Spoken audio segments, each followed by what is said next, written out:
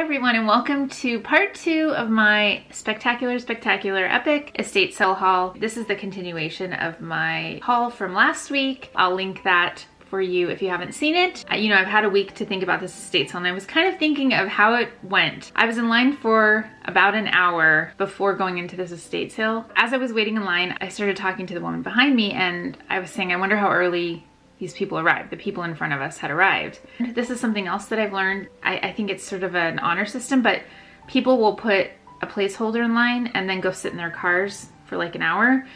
If it's really hot or really cold, that makes a lot of sense. Some estate sales give away numbers. That was not the case at the sale.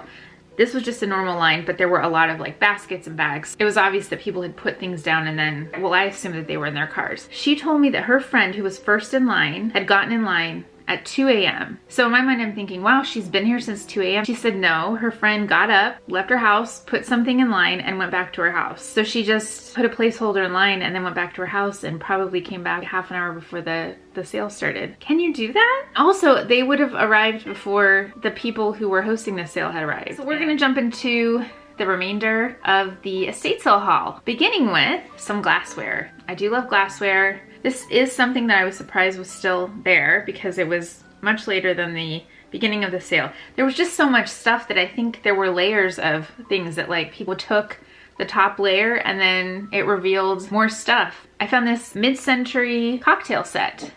Me, you, and ours. I love the style of font on this. When I saw these, they were covered in dust and really dirty. I rinsed them out and stuck them in the dishwasher, and they're back to being nice and shiny. This was about $6, so it wasn't very much. In the living room, I found in a cupboard a fish trinket dish, or I think it's actually an ashtray. I think the cigarette goes right here.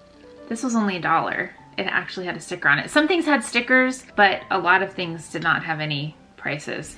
In the garage, they had trays and trays of letterpress letters.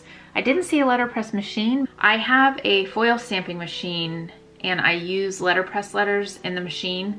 So I filed through the letters a bit. If there weren't so many other things to see, I think I might have looked through the letters a bit more. Instead of looking at the letters, the alphabets, I decided to look for letterpress images. I found a couple of presidents. I have Abraham Lincoln and George Washington in letterpress form, a silhouette of Lincoln, and here's a silhouette of George Washington. I thought those were interesting. There was a large desk with many pens and pen holders. I started to go through the pens. I was really excited to see what I could find. I have a couple of brands that I know to look for just for myself. The one brand in particular that I was looking for was Schaefer. A few years ago, I found at a Goodwill, I found a bag of Schaefer pens, and then I started to learn more about them. A lot of Schaefer pens look very mid-century. I found a few different colors. This is a fountain pen. What I like about this is that it'll be pretty easy to use immediately. This has an ink cartridge, it gets dried up. This should be pretty easy to replace. I just need to pop a new one in, maybe clean the pen a little bit. Another Schaefer pen and is pretty similar to the others. This is also a fountain pen. The tip though looks a bit different. I'm not sure of the year of these, but I think they are mid-century. This is actually a Parker pen. It says Parker right here. Let's take a look at this. Oh, interesting. Look at that. I tried to steer clear of pens that needed too much work because I don't know that much about them. They had quite a few cross pens. I found a lot of inkwells and cross pens in a different room. I think it was a bedroom, craft room. Inside of here, I forgot that I also have this Schaefer pen. I have this cross, I think it's just a ballpoint pen. I started to talk to a man that was looking at the pens as well. He told me that he took most of the pens from the other table. I was asking him about pens and he told me that I can just replace the ballpoint pen ink and that this should work. When I was younger, I was very into collectible plastic charms. I had a plastic chain necklace, and I would collect these clip-on charms. There were all sorts of things, toothpaste tubes and an abacus, and they even had a little tiny plastic box of cigarettes, all sorts of things. I decided that that might be something that I could find in this craft room. I thought there might be something like that here. This is what I really want to find. let's get into the mindset of finding what we want to find. And guys, it happened again.